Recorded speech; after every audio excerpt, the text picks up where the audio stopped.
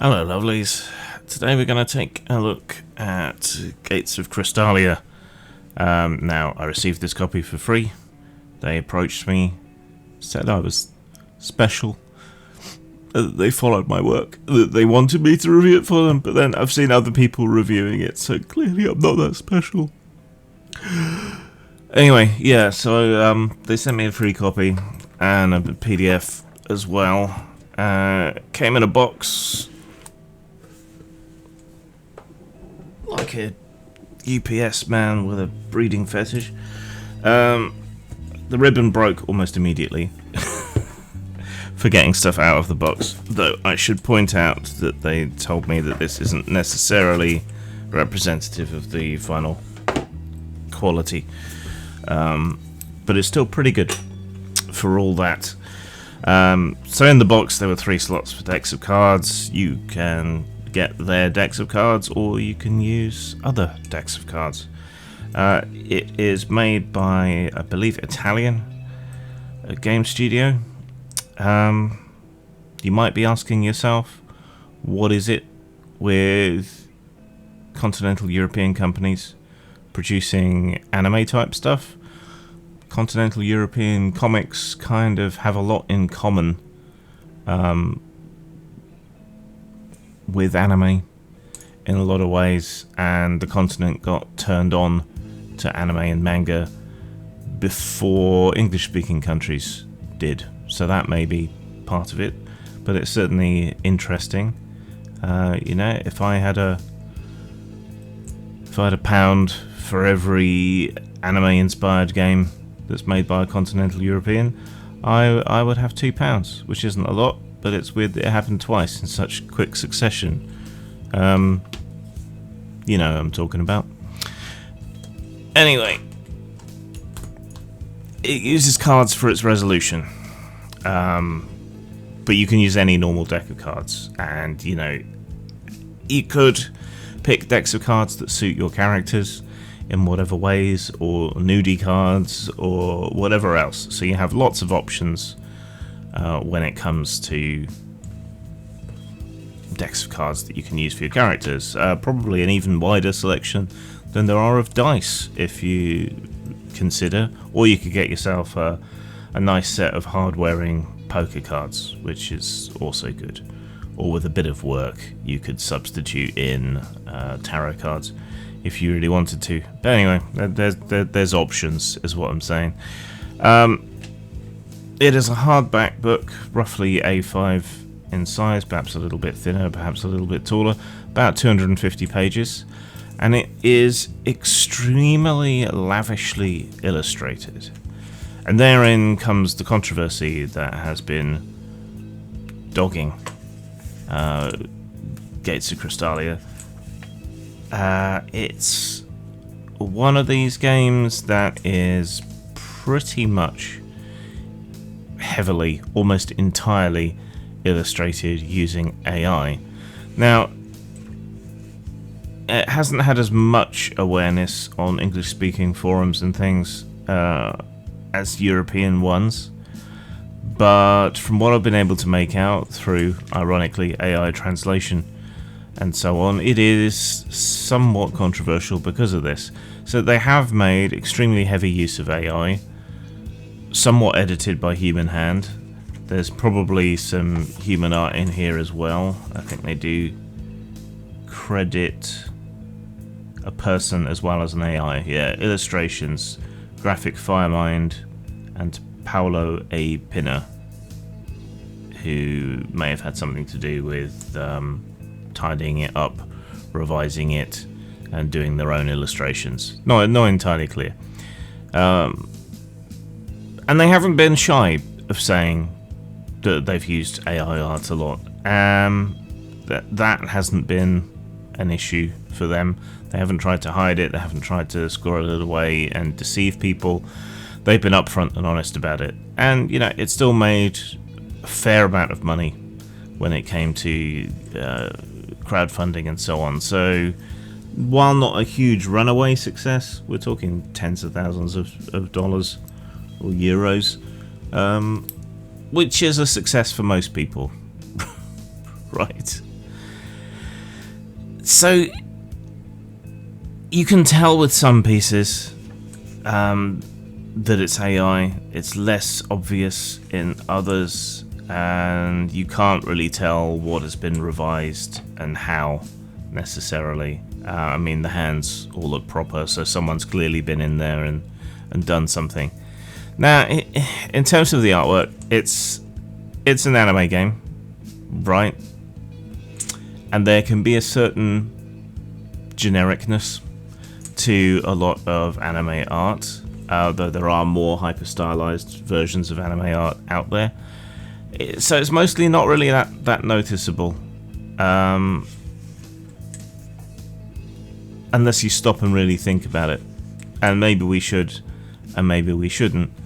But clearly, operating on the budget that they were operating on, they could not have lavishly illustrated the game to the degree that they have without using AI. They just simply wouldn't have had enough money. I don't know if this is their first game. I don't know if they're an established studio in Italy or wherever else. But for a startup, yeah, this use of artwork kind of makes sense. And then if you're a success, you can move on to use more human artwork and so on, or at least that would be how I would think about doing it. But for a game like this, with an art style that is genericized and has a very strong visual aesthetic that a lot of people are already copying, they kind of get away with it, I think. It's easy to forget as you go through it. I'm spending so much time on this because this is the major controversy about it. But I think we're just about done with that. For some of you, it being AI artwork will turn you off immediately. For others, you'll be still willing to have a look at it. So, I mean, that's all there is to say, really. I think AI art has its place. I have talked about that ad infinitum with revisions on the channel, and I doubtless will again. So, I guess keep an eye out for that. The game is structured to have basic mechanics and advanced mechanics, and it color codes which are the advanced mechanics, and they're optional. On this version, the print is quite matte, but it's still quite colorful. I would be a little bit worried using this version of the book, which again is maybe a sort of precursor test print, but I would be a little bit worried about ink smear and bleed if it gets slightly damp, or I have sweaty fingers, or yeah, I've just been manhandling a pizza. But it should be okay. It is also heavily graphically designed, with lavish art on every page. It's cleaner and clearer than something like Morgborg, but there's still a hell of a lot of art and clutter and layout elements that eats up a lot of real estate on the page, and some people may find that hard to reference. In some ways, having art on the pages can make it easier to reference. As you learn the book, you learn which illustrations are where, and they help give you visual cues to what the content is. Other people are going to find it too busy and distracting and annoying and hard to find what they're after. Like I say, it's clearer than something like Morgborg, but there is a hell of a lot of art and layout elements, and you know, that can be an issue for some people. It's meant to be an isekai game, meaning you're likely playing people who have been incarnated or sucked into another world and reincarnated as fantasy type characters. Central conceit of the genre.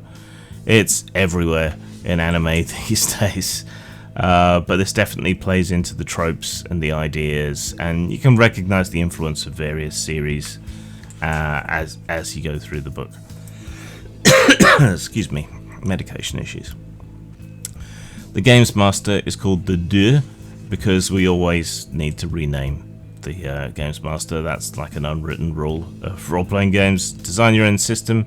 First thing you need to do is decide what the Games Master is going to be called. Now, your card deck is called your vital energy. You spend cards when you do things, and if you ever run out, you fall unconscious and could be at risk of dying, depending on the reason you fell unconscious. Hearts are charisma, diamonds are agility, spades are intelligence, clubs are toughness. To do stuff, you draw a card, add any bonuses, subtract any penalties, multiply by any factors that are applicable, and then divide by any factors that are applicable to get your final result. If you draw the same suit as the task that you're trying to do, then you double your result. Fairly simple. Characters are defined by rank, race, class, abilities, class specializations, equipment, and combat techniques. Characters also have a rank, which runs, so not also, but they have a rank which runs from 1, heroic, through valiant and veteran, all the way up to rank 4, which is legendary. If you've ever seen power fantasy anime, you kind of get the idea. Isekai characters are often ludicrously overpowered compared to the world around them, and you'll find similar abilities to many of those from anime, from stealing power from other creatures to having entered the world along with your smartphone, which gives you access to certain abilities and things, and so on. There may be too many races, which is a bit of a feature with a lot of modern games, it seems. For example, you have humans, half angels, dark elves, half demons, dwarves, elves, fox people, kobolds, oni, technically demons again, and orcs. And doubtless there'll be more as supplementary material comes along. That always seems like too many races to me in fantasy games, and again, that seems to be a thing with modern games. Doubtless there'll be more. Classes include beast tamer, assassin, berserker, knight, healer, engineer, mage, priest, ninja, and shaman. So they've got the bases pretty covered. Each race has its own innate special abilities that you can choose from. For example, humans can either be adaptable or determined, so that can let you choose where to put a +1 ability bonus, or gives you bonuses when you're close to death. Dark elves, for example, can choose blood magic, sacrificing health for magic power, or living shadow, allowing them to hide easily. Each race also comes with some suggestions on their appearance, their culture, their romantic preferences. Even, it's nice to see a game that doesn't shy away from romance and sexuality to a degree, but then that's also anime for you, so, you know, drawing on the sources. Classes, similarly, have access to special abilities, surprise attacks and boosted stealth for assassins, fury and strength for berserkers, the kind of stuff you'd expect for the most part. You choose a destiny for your character, which kind of sets your goals. Maybe you're a researcher trying to understand this new world as much as possible, a merchant trying to be swimming in cash, a hero or an explorer. Your destiny can be anything you want, really, but it's meant to set goals for your character and an impetus and a drive for them to adventure and get out there and do stuff. You also choose a psychological profile for your character, which allows you to do certain things, like a little bonus ability. So if your personality is that you are an altruist, then you can discard your own vital energy to allow other people to build theirs back up. You can also acquire madness and trauma over time, which affects your character and accumulates penalties and to some degree bonuses as well.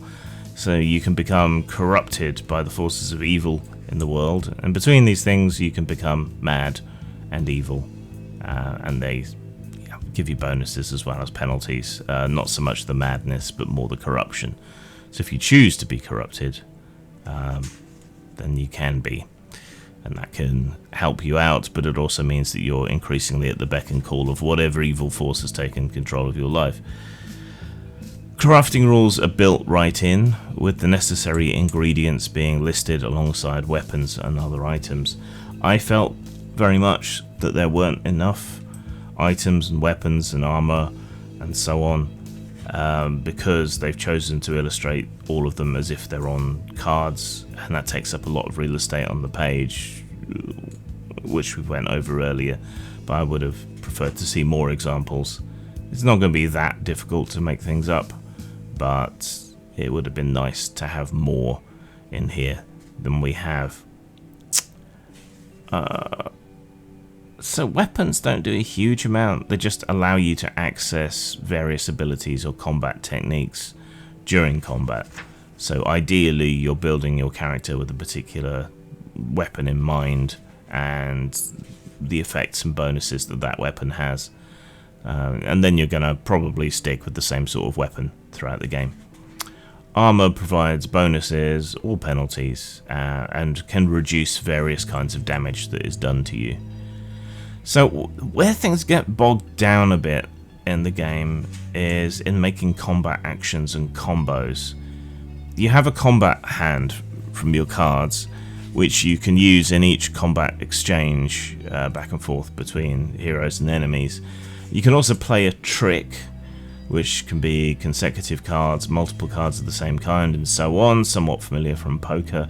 And if you can play a trick, then you can make an attack with more effect, but that will deplete your cards that you can otherwise use during the turn and leave you depleted and unable to defend yourself, which also relies on cards. So sometimes it's about card management, sometimes it's about playing the most powerful effect that you can, but this bogs things down a bit unless and until you get really familiar with what combos there are, how they best work, all of that sort of thing. There's basic, if somewhat scant, rules for guilds, kingdom building, bases of operations, bands of allies. You can finally have that waifu harem you always wanted. There's even fishing rules, which made me genuinely laugh out loud when I first stumbled across it. But yeah, being able to keep a harem of waifus to serve your beck and call and act as your minions, yeah, sold.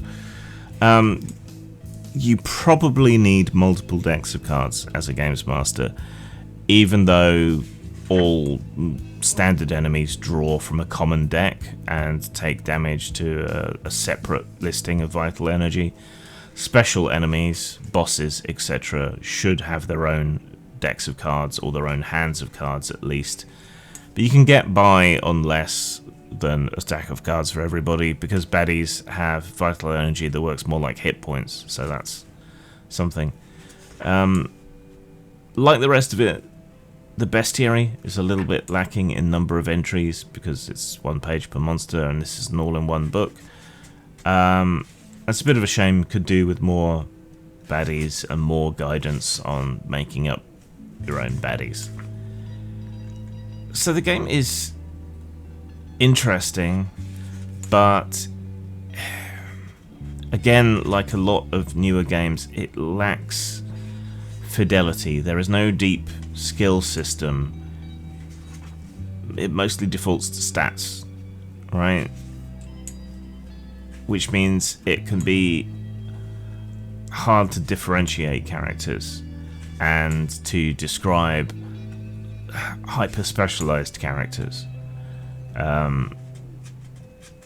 Race, class, that's really the majority of what you have to play around with, so it can be hard to make truly differentiated characters.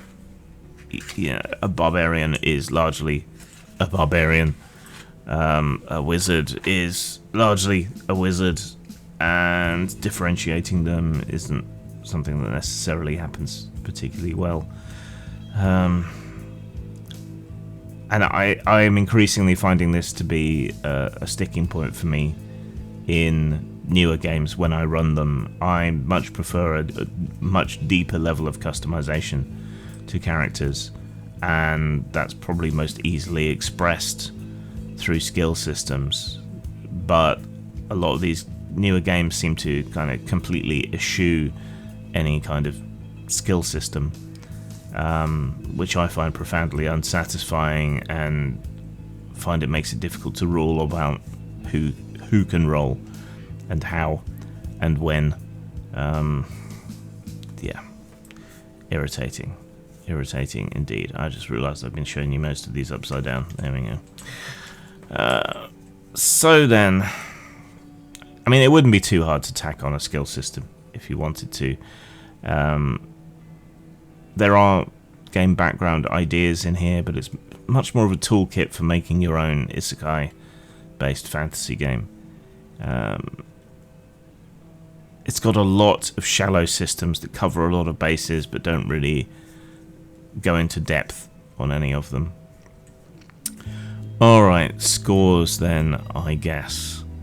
I mean, style-wise, it is very anime-looking, and as it should be, because it's meant to be an anime-style game.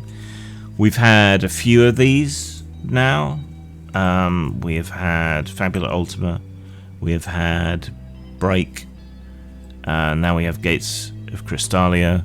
There's a few others here and there with slightly different aesthetics that I've talked about.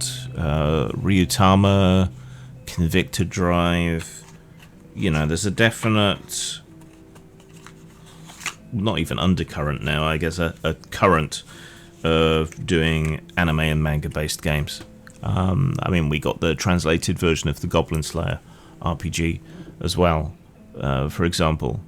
I'm happy about this because it used to be impossible, and Japan had its own very developed RPG scene, Sword World and all that, but we just didn't have access to it. But now we have largely European companies producing anime and manga oriented games,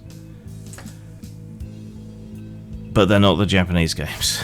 So they're very much their own thing as well, but playing into those same tropes and ideas and artwork. It's interesting as something of a game historian and someone who was an early adopter of anime and manga here in the UK and everything. It's just interesting to see the whole scene develop and spread out, and how the role-playing community is responding to it, and why is it seemingly mostly continental Europeans responding to it. It's a little odd. Anyway, sorry, scores. So Star Wars has a strong visual identity. It very much plays into the isekai tropes. It knows and understands anime and manga. Unlike a lot of actual Japanese games, it's massively heavily illustrated, but it did use AI. But then anime and manga artwork has a kind of somewhat generic look anyway, as I said way back at the start of all this. I guess it really just comes down to whether AI art is an immediate no and turn off for you. I think it works fine for this game. I think it works fine, particularly because it's an anime and manga style game, and because it has that generic look. It kind of slots right into the flood of isekai that we're all being subjected to. So Star Wars, I mean, it looks nice. It seems to capture the tropes. The systems seem to back up the tropes as well. I've only managed to do simulated play, not an actual sit-down game with anybody, but it all seems to reinforce and seems to play out, broadly speaking, how you would expect these things to go. And those things tend to be power fantasies, so that gives you a kind of idea. I think it's going to be hard to beat characters down, but that's again true of a lot of modern games. Star Wars then, right, if I take the controversy out of the picture and just consider the presentation, I would say a very low 4, bordering on a high 3 instead of a 4. Why? Because it's over designed and there's possibly too much art. Sometimes you got to give way to the text for this kind of book, right? It's not a manga. There doesn't have to be art on every single page. You don't have to over design everything, and for me it does feel cluttered. But then I'm not intimidated by walls of text. necessarily. Some people are, so that's very subjective, but still a very, very low 4 for style. For substance, it's frustrating because there are all these shallow introductions to systems that never entirely pay off. Like, okay, you can run a kingdom, but the rules for running that kingdom aren't developed. You can scavenge monsters and so on for resources and cooking materials and so on, but it doesn't go necessarily deep enough into that. There are weapons, but there aren't enough choices of weapons, and so on. All right, and so it goes throughout the whole game. It's a bit of a prick tease when it comes to its systems, but there is enough content here to run a full game. So it has to score at least an average, right? Now, people are criticizing me that all my scores end up around the same sort of level. The reason for that is that's an average for a reason. So most games I would expect to fall into the 5, 6, 7 scores. And remember, I use the full gamut when I judge a game. And you have to look terrible or be lacking content to have a score below 3. 3 is the average. So long as a game is somewhat presentable and can be played and has enough content in it to actually be played, it's going to be scoring 3 out of 5 on each of those factors, right? And so we would expect average games to get a 6 or to stray slightly either side of that. Krystalia is at the upper range of that because of the presentation and the degree to which it understands the tropes and the material that it is drawing on. So then I would give it a substance of a high 3, which gives it about 7 out of 10, so slightly above average. Well, reasonably above average. It just needs more depth, and that could come with supplementary material or online support or whatever else. If it can build out from this start, then it can be a more complete game, and that's the main thing that's holding it back, other than that some people will never touch AI art. So style, low 4, substance 3, 3.5, so that's 7, 7.5 out of 10. All right, and remember, anything above a 5 or 6 is above average. If you're into isekai, if you're into your anime and your manga, probably worth picking up for some of the ideas around subsystems and so on, and particularly if you're into isekai or harem anime, the followers, subsystems and so on are all interesting, and an interesting approach that you might be able to kit bash into other games if you want to play that style of game. Yeah, it knows what it is, it caters to its market. For me, however, there's just not enough depth to it, and the systems that it introduces aren't built out to be complete. And that's especially frustrating because if they just held back a little bit on the graphic presentation and putting art on every page just because they could, seemingly, then there would have been more real estate within the pages to fill out those systems. So, an heroic effort, but for me at least, not quite there. But I might bring it to the table at some point. Zhang. Activate 2.0 is the sequel and second edition to Activate, inspired by the likes of Global Frequency, Person of Interest, Crypto, Piracy, and other issues. This is a game where you play activists and experts brought together to change the world in a positive and meaningful way by mysterious forces lurking in the darker side of the internet. You can download it or buy the print version at all the usual places: post-mort.com, drive-thru RPG, and lulu.com.